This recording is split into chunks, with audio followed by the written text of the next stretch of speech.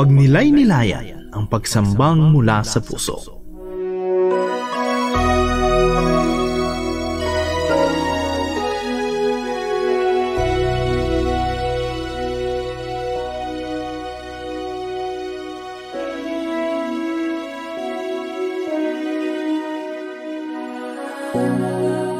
Umaga po sa ating lahat, halina po't makinig tayo sa salita ng Diyos. At siguro, ang tanong ng marami sa atin, ano nga ba ang best things in life para sa atin? Maybe some of us will say na maraming pera, mag-travel, magbakasyon sa iba't ibang bansa. Yung iba naman ay pwedeng career, pwedeng to be famous, mag-shopping, magpaganda, and you can name the rest under the sun. Nung mga previous generation like ng mga baby boomers at mga generation X, hindi na natin tanong kung anong year. Ang goal po ng mga tao ay maging magaling sa kanilang mga expertise. Kaya nga even sa music ng magsimula 60s hanggang 90s, pagalingan po sila ng kanilang mga genre po nila. Maraming nakilala sa mundo because of their crafts. But nowadays, according po sa mga pag-aaral, di na ganun ka-prominent ang goal ng mga tao. Kundi most of the goals ng mga tao around the world ay to be famous, maging sikat. At it has something to do with the social media platforms. Kaya nga padamihan ng mga followers, mga subscribers, padamihan ng mga likes, mga trending videos. At kahit nga masyadong magaling, kahit hindi masyadong magaling, importante po ay mag-trending. Kahit sintunado at parehas kaliwa ang paa, importante mag-trending. Kahit walang kwenta ang content, importante patok sa netizens. And these are how we are being formed ng mundo natin ngayon. We'll form a habit and the habit will form us. Ika nga. The world is moving so fast. Sikat ka ngayon, bukas laos ka na. Love ka ng mga tao ngayon, bukas hate ka na nila. Cancelled ka na. Sa pagkain, sa services, sa career, halos lahat ng bagay, preferred na natin yung mga mabibilis. Kaya nga maraming instant. Wala na tayong time mag-antay. Impatient na masyado ang tao, kanga. Maiksi na ang pasensya. At our attention span are too short. Our consistency is subjective na. At even truth become so relative nowadays. Even sa gender identity, grabe po ang debate. Na wala naman sanang dapat na pag-usapan ng matagal. Kasi dalawa lang naman talaga. Pero sa totoo lang ngayon ay marami nang nalilito. Pero ang tanong, ano or sabihin natin alin nga ba sa mga ito ang naglalast to the end? Are we investing to the things that would last? Do we say this or do we say the other way? Consistent ba tayo sa totoong gusto natin sa ating mga buhay, or kinain na ng ating mga pangangailangan ang ating mga pangaraping maging tagasunod ni Kristo? Kaibigan, samahan niyo po ako sa Lucas chapter 6 verse 46, and I'm using the Pinoy version. Ito po ay medyo mabigat sa ating tenga, pero ito po yung katotohanan, at maging ito po ay sinabi ng Panginoong Hesus. At sa time na sa kanyang pagmiministeryo at pangangaral, lalo na sa kanyang mga disciples, it talks about the consistency ng ating buhay sa pagsuserve, sa ating buhay sa realidad na nangyayari. Sa verse 46 po pakasabi, bakit niyo ako tinatawag na Lord, Lord, pero hindi niyo naman sinusunod ang sinasabi ko sa inyo? Di ba masakit sa atin, lalo na kung tayo ay minsan medyo sumisemplang? But before that, let me just go back sa verse 43, kung saan niya sinabi, hinambing tayo, the way we live our lives and the way we profess bilang isang Kristiyano. Sabi sa verse 43, hindi pwedeng magbunga ng masama ang mabuting puno at hindi rin pwedeng magbunga ng mabuti ang masamang tao, ang masamang puno. It would require consistency. Hindi pwedeng mag-contrast sila, sabi nga. Sa verse 44 ang pagkasabi, nakilala ang bawat puno ayon sa bunga nito, at hindi ka makakakuha ng prutas ng fig sa matinik na halaman, at hindi ka rin makakakuha ng ubas sa ligaw na halaman. It wouldn't make sense. They wouldn't agree na hindi pwedeng, sa madaling salita, parang sinasabi dito ni Jesus, hindi pwedeng double standard, na dito ay okay ka pero sa kabilang banda ay hindi okay. Kaya nga kahit yung personal natin ay hindi pwedeng ma-separate yung sa profession natin kasi lalabas at lalabas. Tuloy pa po tayo sa verse 45. Makinig po kayo, ang ito pong nakasulat. Nagbubunga ng mabuti ang mabuting tao galing sa mabuti niyang kalooban. Ulitin ko po, nagbubunga ng mabuti ang mabuting tao galing sa mabuti niyang kalooban. Ang masamang tao galing sa masasamang kalooban ay nagbubunga ng masama. Dahil listen to this, kung anong nasa puso ng tao ay siyang lumalabas sa mga salitang sinasabi niya. Out of the abundance of the heart, out of the fullness of the heart, sa ibang translation pagkasabi, the mouth speaks. Lalabas at lalabas talaga sa bibig natin at hindi natin mapipeke, hindi natin madadaya. Kaya ito yung basihan ng totoong pagkatao natin. Sabi po ni Charles Swindoll sa Insights for Living, ito po ay narinig ko dito last Sunday sa kanyang programa Insights for Living. Sabi niya, when you call Jesus Lord, it means that you, number one, declare allegiance to Christ. Meaning to say, magkasangga na kayo, magka-holding hands na kayo, magka-works na kayo, amigo na kamo with Jesus. You declare allegiance. Meaning to say, ay talagang kakampi mo si Jesus. At pagkakampi mo si Jesus, it goes without saying na yung ginagawa natin, yung buhay natin, ay naayon din sa Kanya, sa Kanyang mga turo, sa Kanyang katuwiran. At syempre, hindi na tayo dati nabubuhay dito sa mundo. Pangalawa, sabi niya, when you call Jesus Lord, it means that you recognize His authority. Gustong sabihin, submissive ka na kay Jesus. Pag tinawag mo siyang Lord, gustong sabihin, siya na yung nagmamay-ari, nagdidirect ng buhay natin. We recognize His authority. At pangatlo, sabi ni Charles Swindoll, you commit to Him. Pag tinawag mo daw siyang Lord, kinocommit mo na yung sarili mo. Hindi na ikaw yung double standard. Hindi na nabubuhay ka sa double identity na pag sa church ay banal ka at sa labas hindi. Meaning to say, lahat ng ginagawa natin ay patungkol sa Kanya, yung commitment sa Kanya. Kaya nga every Sunday ay laman ka ng iyong iglesia. Nasa church ka, nagpupuri, nag-aayos kung ano mang ginagawang mo sa parte ng celebration or ng worship service ng iyong simbahan. Kasi nag-commit ka na sa Kanya. And when you call Jesus Lord, gustong sabihin daw, you bethrone your life. Hindi ka na yung magmamay-ari. Hindi ka na yung captain of your soul and the master of your faith. Hindi na ganun yung declaration natin. Siya na yung hari ng buhay natin. Kaya nga nabanggit maging si Paul, nabanggit niya sa Galatians chapter 2 verse 20, sinabi niyang, I have been crucified with Christ. It is no longer I who live, but Christ lives in me. Hindi na ako yung nabubuhay, nakapako na. Sabi ni Paul, nakapako na ako kasama si Kristo.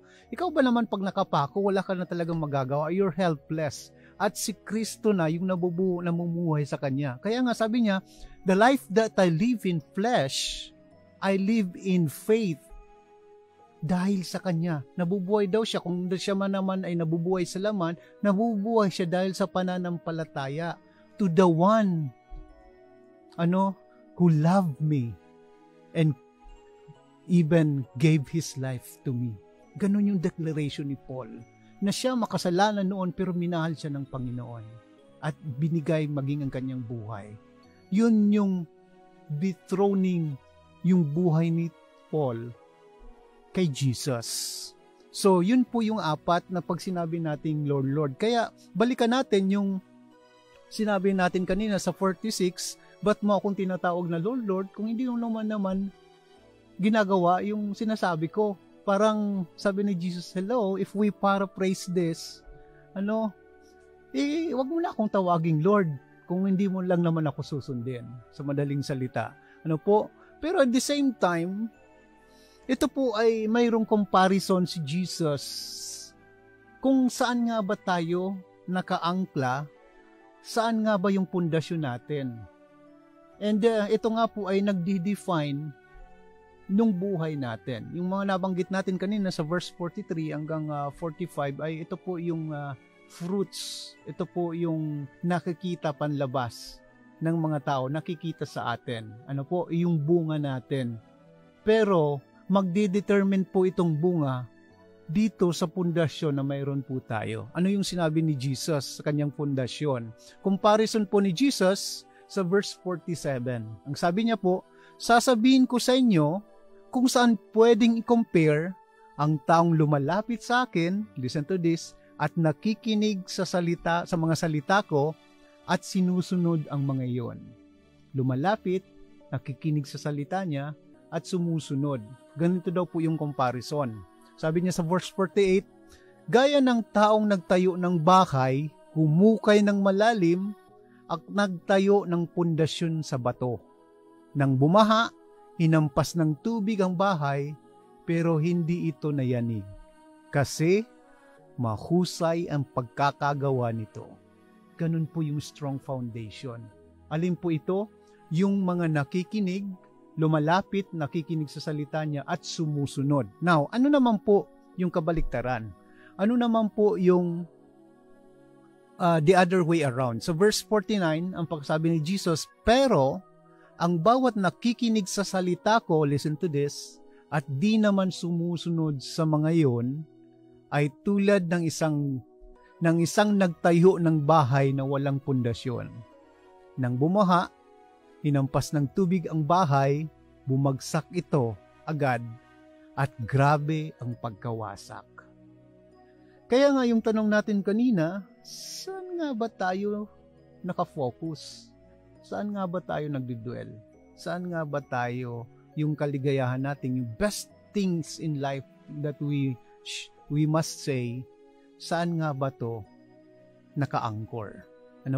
So ang take home po natin ngayon, siguro ay balikan natin yung verse 47. Kung saan sinabi, sasabihin ko kung saan pwedeng i-compare yung taong lumalapit sa akin, nakikinig sa mga salita ko, at sinusunod ang mga iyon. Number 1 point na gusto ko pong iwan sa inyo, attraction. Saan nga ba na-attract ang mga mata natin? Sabi nga, our eyes choose to see according to what our heart is beating. Mapili, lahat ay nakikita natin, pero mayroon tayong tinititigan. Saan ka nga ba nakatitig? Di ba? Let's say, kung sa mall ka, saan yung lagi mong pinupuntahan? Ako, syempre, sa shoe center, sa mga sapatos. Kasi yun yung pinipili ng mata ko. I don't know po sa inyo, pero definitely, you have this place that you usually go to pag kayo ay nasa ibang lugar. At ito po ay depende sa tibok ng puso natin kung saan ka-incline, kung saan yung interest po natin. Ano ba yung nagka-attract sa atin? Ito ba ay something to do with the foundation na nabanggit kanina? May pundasyon ba tong matibay? Pangalawa po, point is attention. What we focus on grows. Focus is what our eyes intend to see. Ang focus po ay pinipili ng mata natin kung ano yung gusto nating focusan. Such that other things around, aside from the things that your eyes is focusing on, ay nagbublur na po siya. Parang nagiging less of value. Kasi nakatingin na yung mata natin dun sa mga bagay na nagbibigay or kumukuha ng atensyon natin. Kaya nga napaka-importante po yung sinabi sa Joshua, yung Joshua 1:8 na ito po ay patungkol sa ano nga ba yung pagbasa ng salita. Meditate it day and night. Be careful to follow whatever is written on it para hindi tayo magkamali. Yun po yung reminder ng Panginoon kay Joshua as he took the leadership nung panahon ni Moises.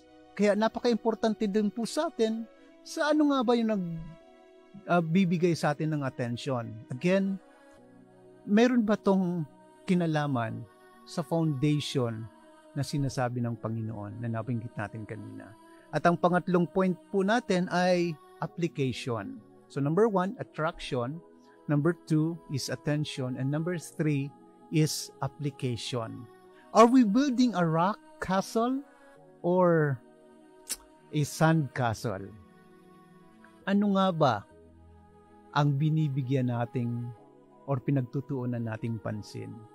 Ito bang rock castle na nabanggit dito or yung mga pansamantala lang na pagdinaanan ng baha, dinaanan ng bagyo, ito po'y nawawasak. Nabanggit nga kanina ay grabe yung pagkawasak. Hindi lang basta wasak, kundi grabe yung pagkawasak. Ano po? Kaya po, napaka-importante po sa atin yung application ng natutunan natin. Kaya nga hindi nagtapos yung sabi ni Jesus, yung mga taong lumalapit at nakikinig sa salita, kundi yung sumusunod po. Kasi po ito po yung nagdi-define sa atin. Gusto ko po magtapos sa isang verse sa Bible, lalo na po sa 1 John chapter 2 verse 17. Ito po yung pagkasabi. And this world is fading away along with everything that people crave. But anyone who does what pleases God will live forever.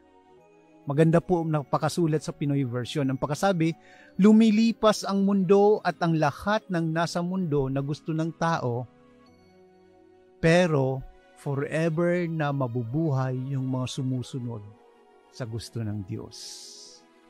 At kung titingnan po natin yung previous verse dito sa verse 16, ito po nabanggit dito na yung testing ng buhay daw natin, yung talagang tutukso sa atin. Ito po yung flesh, the lust of the flesh, the lust of the eyes, and the pride of life. Ito po yung mga magdidistract sa atin. Ito po yung magpapayanig ng pundasyon natin. Pero ulitin ko po, sabi, and this world is fading away along with everything that people crave. Saan nga ba tayo nag-crave? And lastly, let me just end with this verse sa Mark 8:36 ang pagkasabi, for what shall it profit a man if he shall gain the world and lose his own soul? Sapagkat, sabi sa magandang balita, Biblia, sapagkat ano ba ang mapapala ng isang taong makamta niya ang buong daigdig, ngunit mapapahakmak naman ang kanyang sarili. Manalangin po tayo. Panginoon, salamat sa araw na ito. Salamat o Diyos dahil sa salita niyo kami po'y patuloy niyo pong binabago. Salamat dahil minsan kami po ay nawiwili sa mga bagay dito sa lupa that seem attractive po sa amin. At minsan ito po ay kumukuha na ng atensyon namin, O God. But thank you once again, Lord, for reminding us to invest in the things that would last for a lifetime, that would last for eternity. At ito po yung salita niyo, O Diyos. Salamat, Lord, dahil sa araw na ito kami po'y malayang nakakapagsamba, nakapagpuri, at nakapakinig ng iyong salita. Dalangin lamang po namin sa bawat isang nakikinig at nanonood, samahan niyo po sa araw na ito. Huwag niyo pong hayaan na matapos ang araw na ito na hindi ka makatagpo sa iyong salita sa pamamagitan ng every churches na rini-represent po ng bawat isa. Ikaw po ang siyang maging aming ilaw sa aming daan. Ikaw po ang siyang aming maging katotohanan to the seemingly, Lord, true sa mundong ito, Panginoon. At ikaw po, O Diyos, ang siyang sumama sa araw-araw. Salamat sa muli, minsan pa, sa iyo namin binabalik ang lahat ng papuri, pasasalamat at pagtangi sa pangalan ni Jesus. Amen at amen.